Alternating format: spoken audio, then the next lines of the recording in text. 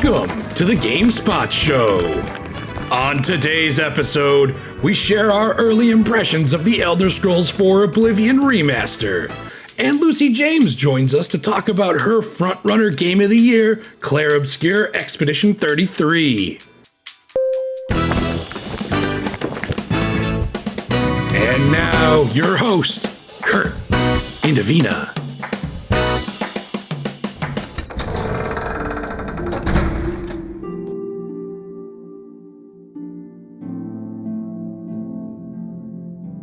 Hello.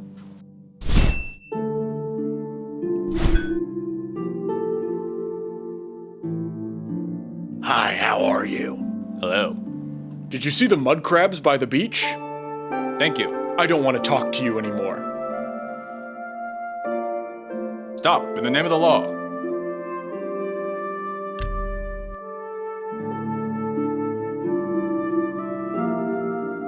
Thank you.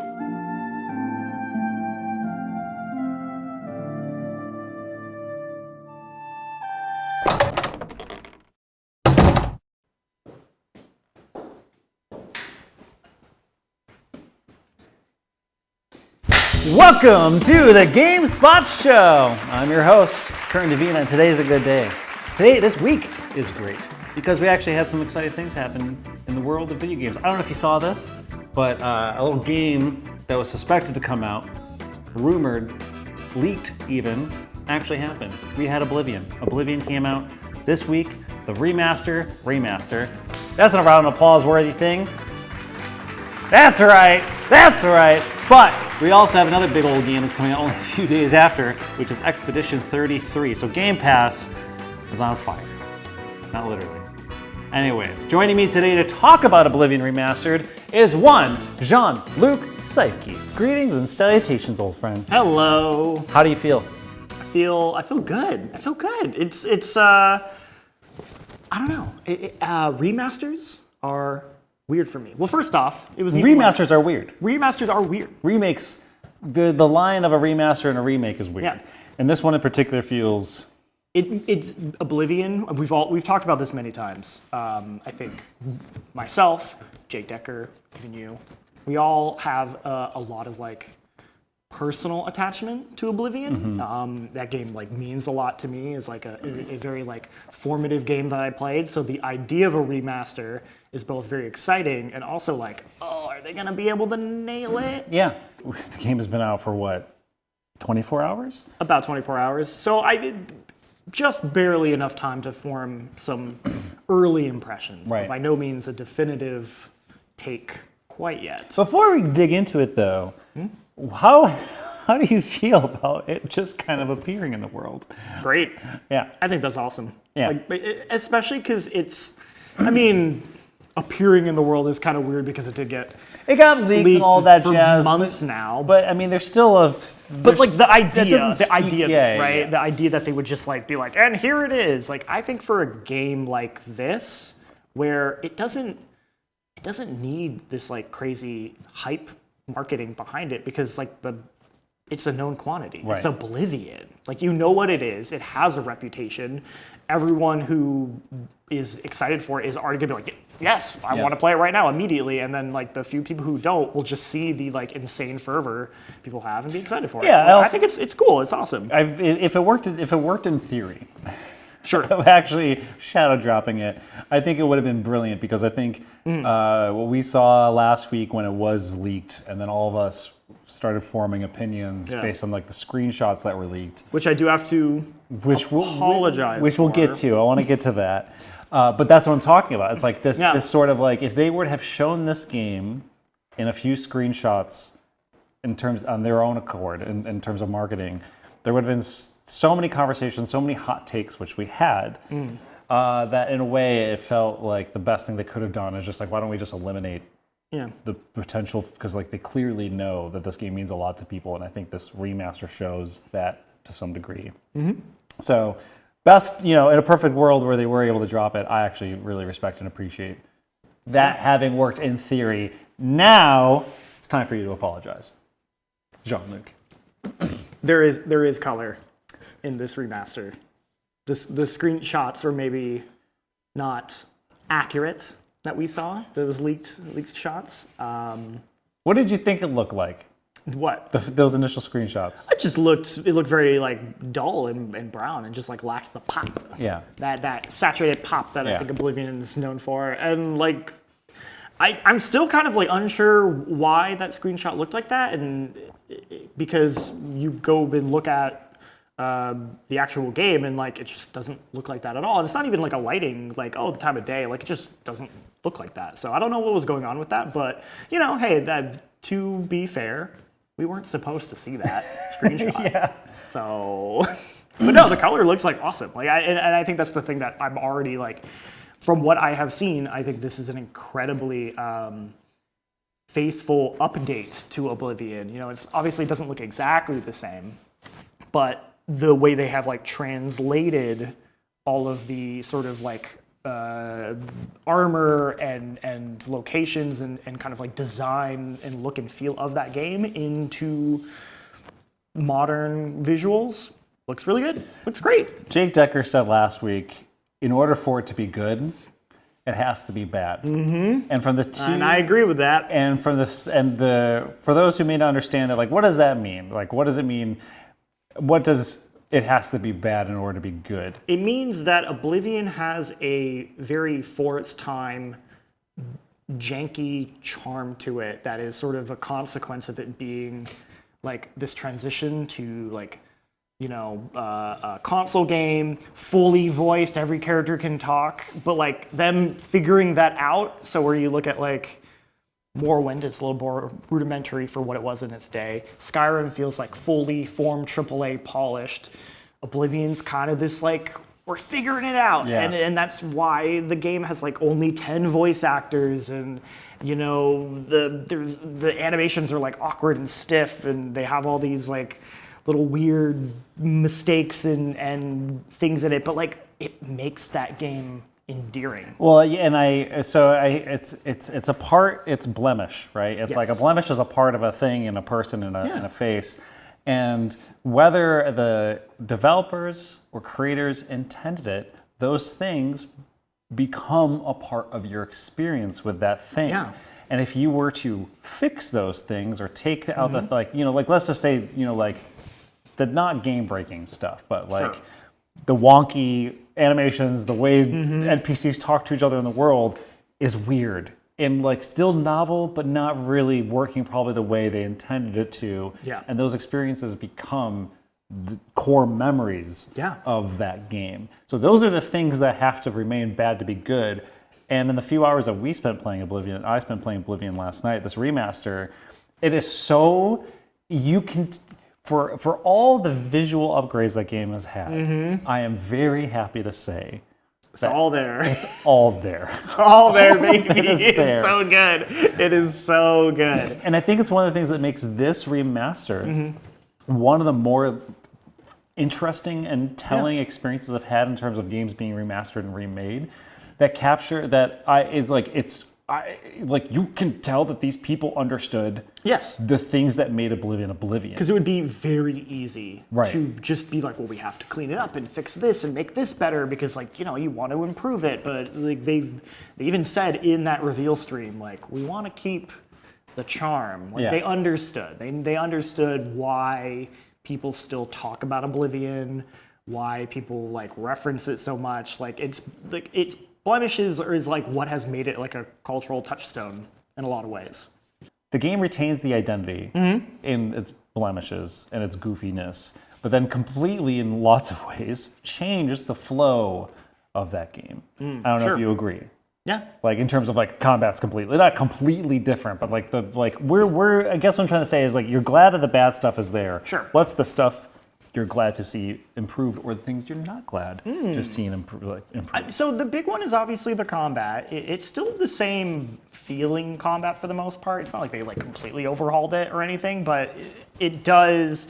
They've added more animation flourishes, you know. So like instead of your knife just doing a little like wow wow wow, where you're just kind of doing this back and forth, you'll do like a stab and you'll do like a little twirl. It's just these little things that Which I personally find a little comical. the twirl is a little comical. Something about, I do agree. You're stabbing with a dagger, and also you're like, it's behind your hand, and then it's over here, and it's like, you're doing some little magic tricks with it. Ooh, wow, wow, wow. Yeah. But I think that stuff is great. It really, to me, like it makes the combat not feel quite as like janky or just like it gives it more weight, I guess. Like it feels more like like I'm really like hitting this person. In the original game, you're just kind of like swinging, and you can only tell you're doing damage to them because they go It's like and then, this feels like there's more reactivity to what you're doing. their heads twitch. Their heads know? like move now when they get So hit. I think it genuinely makes combat feel better. And then the other aspect that I cannot definitively say how it turns out because I put so little time into it, but I know they have changed the way the leveling works. There doesn't seem to be faster.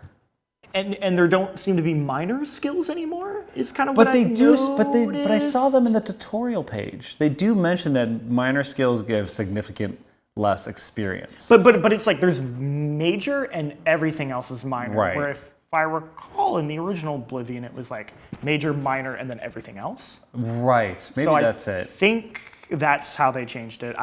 To be honest, like the original game's leveling system is like not very great. It's slow. If you don't understand that you get the majority of your experience from your major skills, you can really fuck your class up. Yep. Like your playing you style can up. totally screw yourself up. And Yeah. it doesn't make the game impossible, but it does make the game a lot more difficult and annoying. I would say it makes it it holds the game back because, It does. as you mentioned, the original game, and I'm assuming it's going to be this way in the remaster, the way armor and enemies spawn, like the new enemies, new armor sets are like spawn in the world is based on your level. So for me, when I first played that game back in the day, I felt like I was like deep in the story and only still fighting like imps and wolves and not realizing that there is a whole slew of other monsters. That's exactly how I played the game the first time. Yeah. Like I beat like most of that game and I only got to like level 5 because I just didn't really understand the way the leveling worked. And you know, I to my understanding, they haven't completely overhauled it because I think that would require much further like complete, you know, overhaul to the game in a way that they weren't trying to go for. But so far, it seems like you said it's faster. I'm already level 3, and I know that sounds low, but like No, in Oblivion terms, that seems pretty quick. like getting to level 3 in 2 hours felt. I was like, holy shit. Yeah. I was like, But hey, you can still jump to get those acrobatic yeah, stuff. just keep jumping. You can sprint Just now. keep jumping. The sprint It's hilarious. is hilarious. It's so funny. You go to third person and do the sprint, and your character is just Booking barely it. down. They look like they're gonna run through a wall. Yes, it's way incredible. they're It's a sprinting. great little animation. I personally do like that they added a sprint. Yep. It's one of those things that you're like, oh, would that change the game too much? And I'm like, no, I like that. Yeah. It's nice, and they balance it out properly with the way they change stamina, so it doesn't feel. It just feels how it did in Skyrim, and I think that's fine. Like, there's nothing wrong with that. Which I think this is an excellent segue to something that kind of struck me when I was playing this game is it's this balance of adding new things while retaining old things. Yep. But it's doing it in a way that I can't really quite put my finger on. I've seen done before, because traditionally with remasters, we just get a good example is I just did an interview with the director of Onimusha 2, who's coming back for the remaster of the game he directed 20 some years ago. And like that remaster is very much a traditional remaster. It's up-resed, the controls have been tweaked so they're more intuitive, but the game overall is the same. Right. But this is different because this game retains a lot of the same voice acting, a lot of like all the same sound effects, all the same music, but then has this like new layer. There's some new voice acting. Some new voice acting and obviously new controls and new graphics. And it kind of has like this weird identity that I'm kind of having a hard time because it isn't a remake. Because like the assets aren't entirely, like the voice acting is entirely new and all those things aren't entirely new. But it feels almost like a disservice to call it a remaster. One thing I wanted to kind of allude to is like this game, and you bring up the sprinting specifically, this game has its own jank, which is giving it, in my opinion, its own distinct identity. I completely agree. The faces in this game, like Oblivion, the original Oblivion has notoriously like these weird, pudgy, circular faces. Just look like potatoes. They Yeah. all look like potatoes. So for this one, it's like these very like highly detailed, like very crisp textures. And I don't like. And their mouths look like they ate something they were allergic Yeah, to. like like they're really bloated and like it's like out. this other. It's like it's not the same, but it's still equally uncanny and weird looking. They remind me a lot of the clay faces in like Fallout 1 and 2, like the OG Fallouts, where it's like these very highly detailed, like mouths moving, and like it's like you look at like Patrick Stewart's skin, and you're like, oh my god, like what is your face is so bumpy? Like, what is happening? And it's kind of incredible. Like it's different, but it gives me that same feeling of like, this is really weird looking. Which again, I don't know if that was the intent of the makers themselves. I don't know either. It's hard to say, but like, how do you predict when you're making a game or art how people are going to feel the about very it? specific thing you're working on is going to actually have an effect on somebody? So it's like That's right. And in a way, it's like this game, I'm already having new experiences with this game that is bespoke to this remaster, like the way faces are, the way like they move. Even though the camera zooming isn't quite the same, I've already had a few moments where the camera zipped to a character who's like standing behind a wall, who's like, "Hey, how you doing?" And again, that feels distinct to this one because the way the camera works in this one versus the original one. But in that way, the game is now having these diverging identities for me, and it's like kind of messing with my brain and how I've approached these things, but in a good way, because I feel like one's not replacing the other. That I'm starting to have, I'm already starting to be like, man, this thing happened in the Oblivion Remaster that is like distinct to me in that experience. That is weird. Like, for example, you were texting me pictures of like your shield that was like glitched. Oh, yes. On your arm. Yes, I had a glitch where even though when I switched to my bow, the shield doesn't disappear, so it was just stuck to my arm. So every time I try to fire, there's just a giant shield in the way. How do you feel about the idea of like having two games kind of coexist that are the same? Oh man, that's always something I've like struggled with, and it's so there's two parts to it. There's the like sort of game preservation publisher aspect of like both versions should exist and be available, and when publishers do that thing where they try and erase the old version because they just want to sell the new version, that sucks. Don't do that. Which they're not here, to be clear. I'm not calling them out or anything. Just that's the thing that's happened in the past. It's a practice. It's a practice Bethesda's done before. So like I'm glad they've What did they do moved for away last time? For Doom. Oh, They got called out and then they went back on it. But they did it for Doom 3. With the that's BSG right. edition with the flashlight, which is worse. Yeah. That's my rant about that. But for me, it's this. There's a much more like personal decision you have to make, where you have to kind of play both versions and decide which one, like you said, what's going to be my like definitive version? What's the version of the game I'm gonna like choose to come back to more than and you know, sometimes it's the original and sometimes it has been the remake. Like you were saying how that happened to you with Resident Evil 4. That's a weird one for me. Sure. Because like Resident Evil 4, the original Resident Evil 4, top 3 favorite games of all time. Yeah. Finished that game more than any other game I've ever played. I know it backwards and forwards. The remake came out, and since the remake has come out, there's been a memory lapse of some kind where now I only want to play the remake. Right. I only think about the remake, and I look at the original one, and the idea of booting it up is like has subsided, and that's a weird feeling for me. Where it's like, but I could just play the remake, which is one of the greatest games I've ever played in my life, just as Resident Evil 4 was.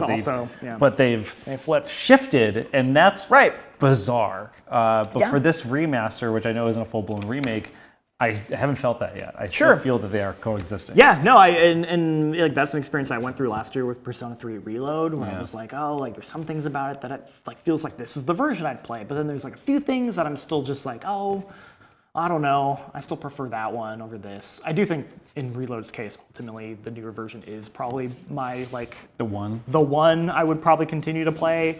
I agree with you though. I don't know where this one's going to land for me because. As much as I am enjoying it, I had to pull back up the original to kind of look at it and do some stuff and capture a few things. And I was like, as much as that game has aged, it still is like incredibly playable and fun. On PC. On PC, yeah. I should say.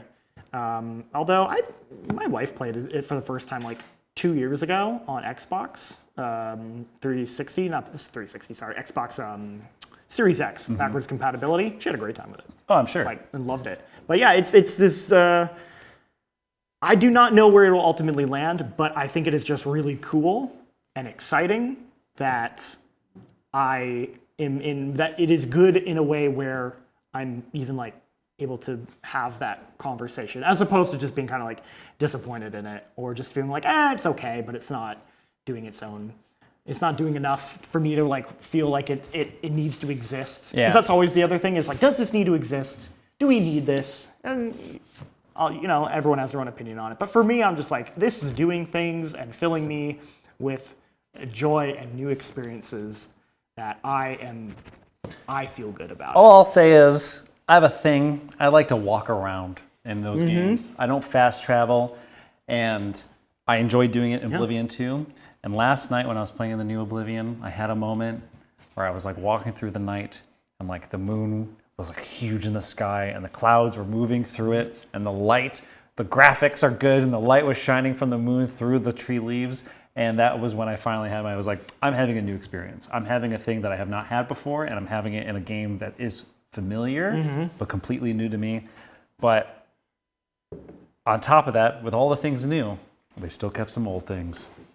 They sure did. Just like one thing we thought they would take out, but they kept in. And what is that, Jean-Luc? Oh, the infamous flubbed lines where the woman does the retake. It's like, let me do that again. Let me do that again. And they kept it back in. And that to me is a sign of understanding the game's spirit. And you know what? I think that is worthy of an applause. Don't you, folks? That's right.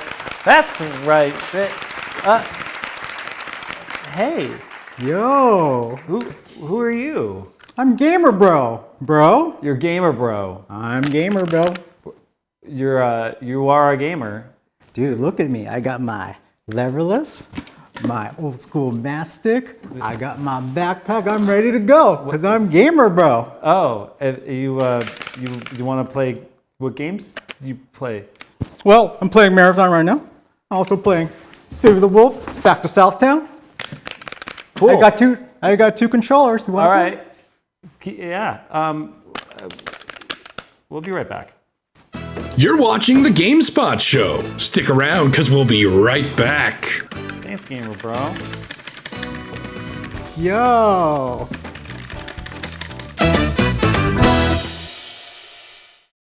On the next Games of Our Lives.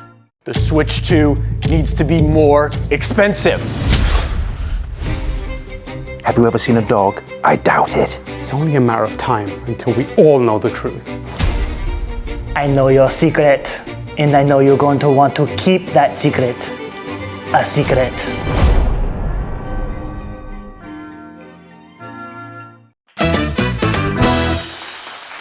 Welcome back to the GameSpot Show. I'm Kurt Davina, and joining me is a Lucy James. Hi. Not Clair. No. Obscur. Oh, no, it's Lucy. Lucy James of Clair Obscur. Please. Expedition 33. You're a big fan. I am a big fan of it. There's a rumor going around the office. Yeah. Is it the rumor that I explicitly said out loud to people? Yeah. Yeah. You said, I got a rumor. And you said... I think it could be my favorite turn-based combat of all time. That's not what I heard you say. I think we're talking about two different rumors. Then I said it could be like one of my favorite games of all time? I don't know. I say a lot of things. We're going to go with the combat one, though. I'll keep the other rumor exactly what it is. Okay. A rumor.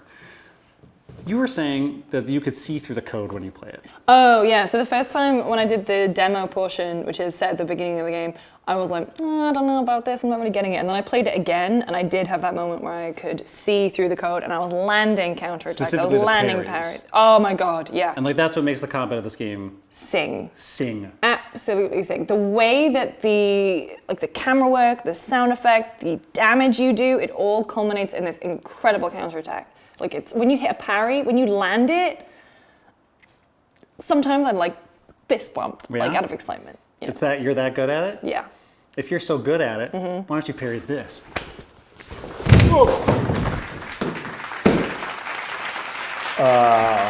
Pulse, can someone check him? Is he okay? He's fine. Hey, Richard, can you help us get him out of here? Max?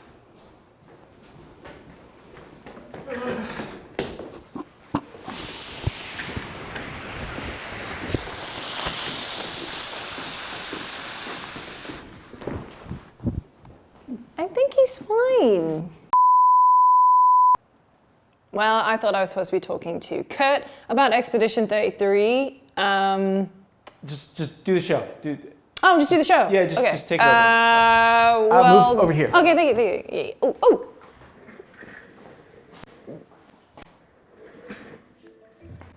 Thanks.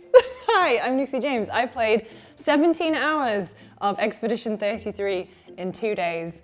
Do I regret it? No. Am I a little bit resentful to be here instead of playing it right now?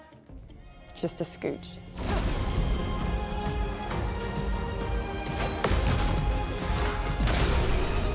Yeah, I love Expedition 33. Haven't finished it yet, but if it keeps up the momentum, I think it might be an all-time favorite of mine, which I know is huge. I know potential recency bias, whatever. There has to be something, right? There has to be something coming up that I don't love. No, it is just excellent. And so I guess to start with, it is a game where every year this mysterious person called the Paintress paints a number every year, and it is basically descending in years, and everyone that age will die. So there is a thing called the Expedition. The last year of these people's lives, they will go to the continent where the Paintress is to try and stop her, to stop this weird death painting thing that she has going on. You play as the Expedition 33. So these are all people who are giving their lives, their last year of life, in this very courageous and very noble cause to try and prevent the death for other people. So there are some great characters in there, and the thing is that I don't want to spoil, there are some incredible twists and turns in the story. I don't want to spoil anything, but basically everyone there is the same age except for one in the initial expedition group that you have, and that is Mael, who is 16, who's kind of like the ward, the sister, the kind of adopted relative of Gustav, who is kind of the main guy played by Charlie Cox.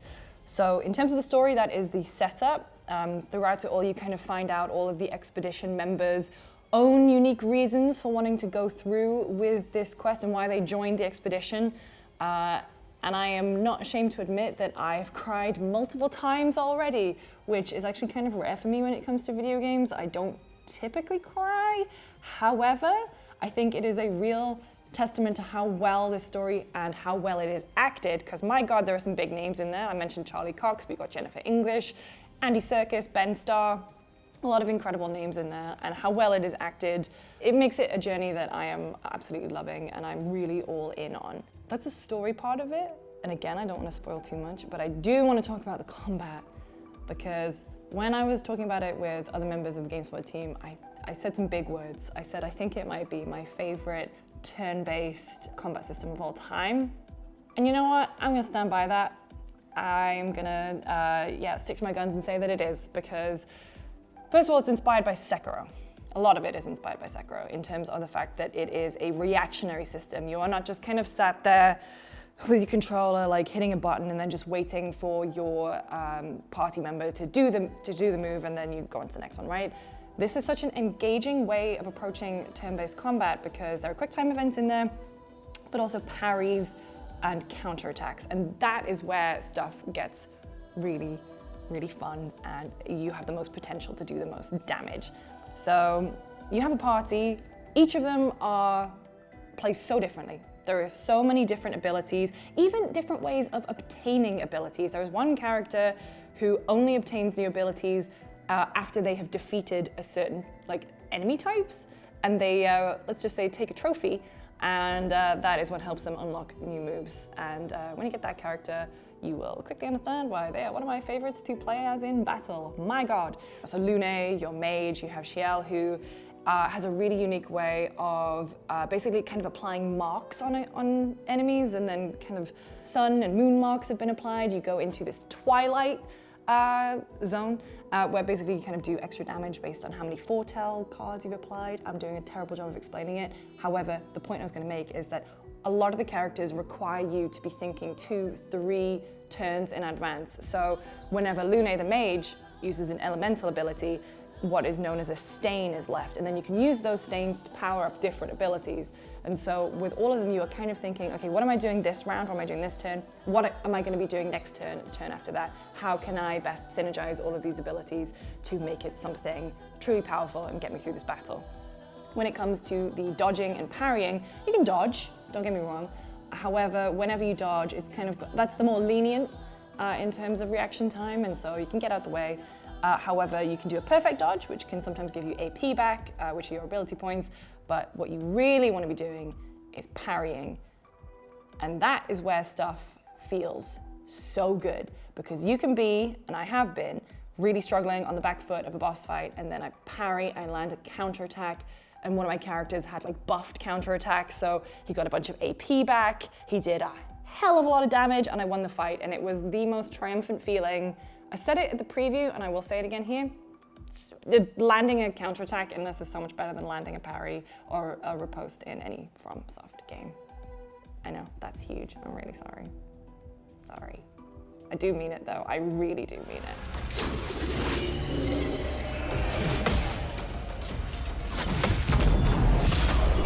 Also, within that combat system, there are these passives that you get. You can you find these Pictos.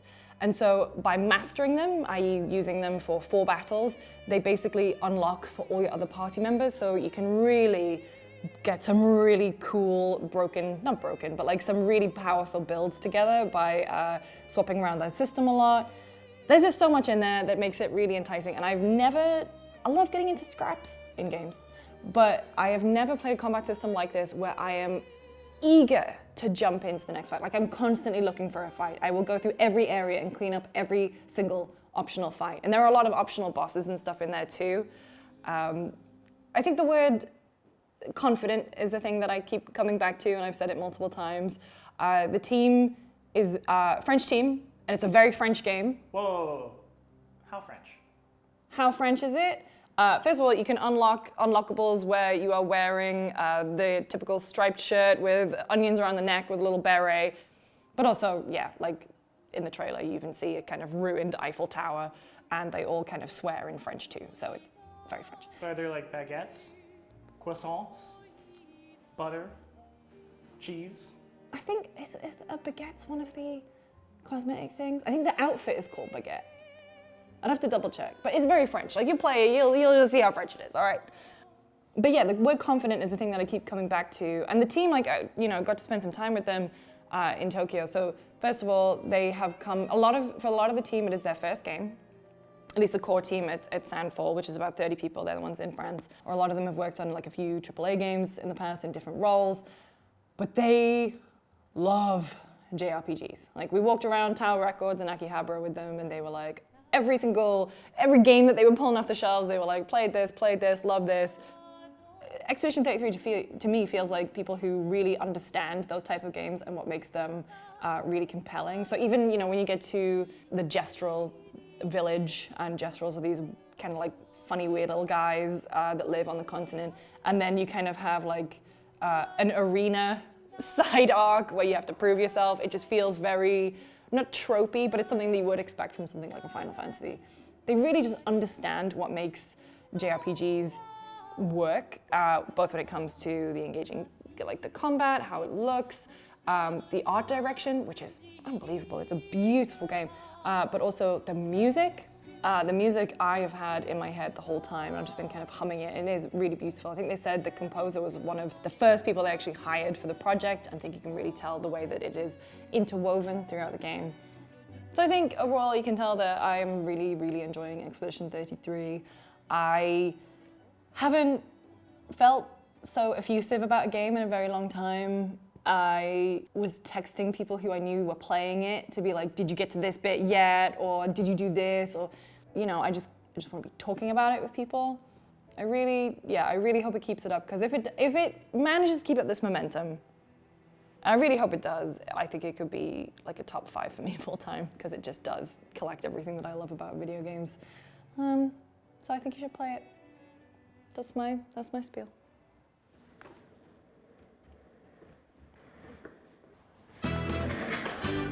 Well, that was another episode of the GameSpot Show. Thank you so much, everyone, for watching. We'll be back again next week.